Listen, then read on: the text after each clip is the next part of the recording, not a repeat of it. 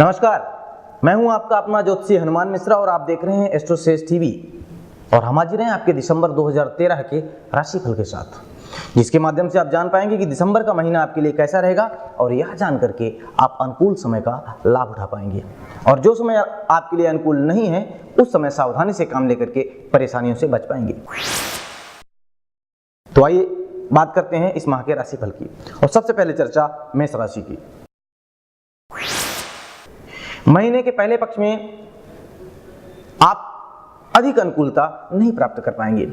इस समय आपका कंप्यूटर या फिर लैपटॉप खराब हो सकता है, आपके वाहन में कुछ कमी आ सकती है, अथवा कुछ आप नया करने जा रहे हैं तो उसमें कुछ व्यवधान रह सकता है। बहुत उचित होगा कि इस समय अगर कुछ नया कर रहे हैं तो बहुत सोच समझ करके कोई निर्णय लें। लेकिन महीने के दूसरे पक्ष में आपकी समस्याएं काफी हद तक कम होंगी, कामों में सफलताएं मिलेंगी और आर्थिक स्थिति में सुधार होगा। किसी अच्छे साहित्य को पढ़ने का मौका मिलेगा। उपाय के रूप में सूर्य भगवान को जल देना शुभ रहेगा। और बात वृष राशि की। इस पूरे महीने आपको सावधानी बरतने की आवश्यकता है। बहुत सूझबूझ के साथ कोई व्यापारिक निर्णय लें। जीवन साथी को लेकर या फिर कुछ घरेलू समस्याओं के कारण आप व्यथित रह सकते हैं। यह समय मानसिक रूप से तनावग्रस्त और बीमार करने वाला है, अतः उचित आचरण करते हुए अपना ख्याल रखें। इस समय ऐसा कोई भी भोजन का सेवन न करें जिससे आपके पेट में परेशानियां हों। महीने का जो दूसरा भाग है वह भी अधिक अनुकूल नहीं है, अतः इस समय भी संयम से काम लेने की सलाह मैं आपको देना चाहूंगा। परेशानी की स्थिति में सिंदूर मिले जल से सूर्य भगवान को अर्घ दें। और बात मिथुन राशि की। महीने की शुरुआत आपके लिए अनुकूलता लिए हुए है। पुरानी समस्याओं से आपको छुटकारा मिलेगा। विरोधियों को परास्त करने में आप सफल रहेंगे। कामों में सफलताएं मिलेंगी। नौकरी के हालातों में सुधार होगा। आपकी मान प्रतिष्ठा में वृद्धि होगी और साथ ही साथ यदि संभावनाएं पदोन्नत की हैं तो वो जरूर होगी। यानी कि महीने का जो पहला भाग है वो आपके लिए काफी अनुकूल है, जबकि दूसरे भाग में आपको सावधानी से काम लेने की जरूरत रहेगी। कुछ खरीदारी करने के चक्कर में आपका बैंक बैलेंस बिगड़ सकता है, इसलिए बहुत सूझबूझ के साथ खर्च करें। कार्य व्यापार के साथ साथ अपने घर परिवार और स्वास्थ्य का भी ख्याल रखें। उपाय के रूप में बजरंग बाण का पाठ करें। और बात कर्क राशि की। आपके लिए लगभग यह पूरा महीना ही शुभ कर रहेगा। इस अवधि में आप जीवन का बड़े उत्साह और उल्लास के साथ स्वागत करेंगे। आप अचानक किसी यात्रा पर भी जा सकते हैं। संतान या प्रेम संबंध को लेकर चली आ रही समस्याएं दूर होंगी। महीने का जो दूसरा भाग है वो आपकी सारी समस्याओं का समाधान करने वाला रहेगा। आपको समस्याओं से निजात मिलेगी तो आपका मन भी प्रसन्न रहेगा, मान सम्मान बढ़ेगा, काम धंधे और नौकरी के हालात में सुधार होगा और पदोन्नति भी हो सकती है। उपाय के रूप में विष्णु भगवान के मंदिर में संतरे का दान करना शुभ रहेगा। और बात सिंह राशि की। इस महीने आपको अधिक अनुकूल परिणाम पाने के लिए अधिक मेहनत भी करनी पड़ेगी। महीने के पहले पक्ष में आप स्वयं को कुछ एनर्जी लेस फील कर सकते हैं। इस समय आप अपनी पुरानी गाड़ी बेचने के बारे में भी सोच सकते हैं। महीने के दूसरे भाग में स्थितियां कुछ बेहतर होंगी, फिर भी सावधानी की आवश्यकता बनी रहेगी।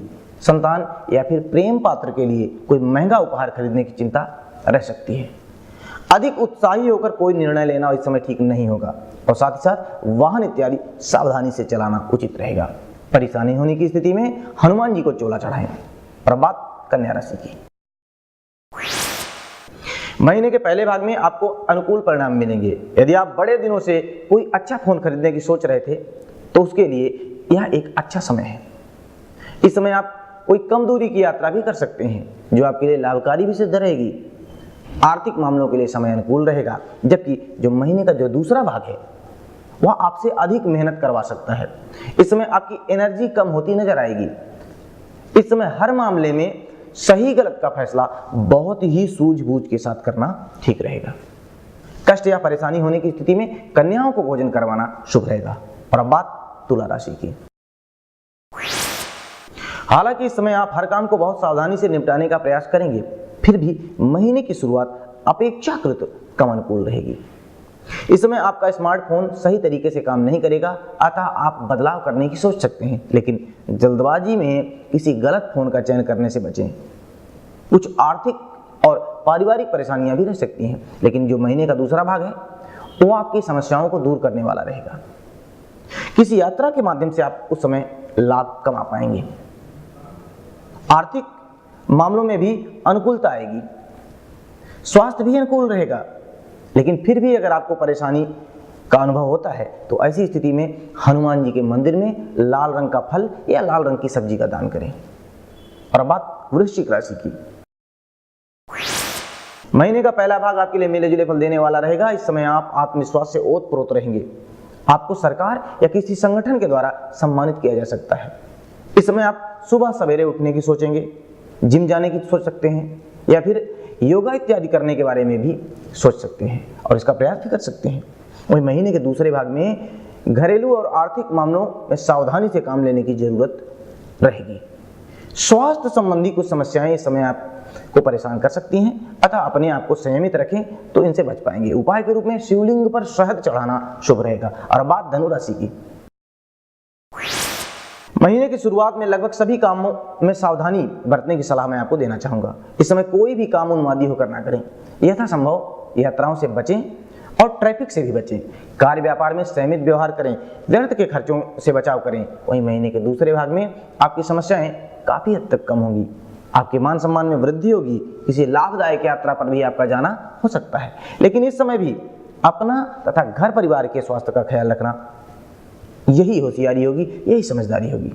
उपाय के रूप में प्रतिदिन 11 बार गायत्री मंत्र का जप करें। और बात मकर राशि की।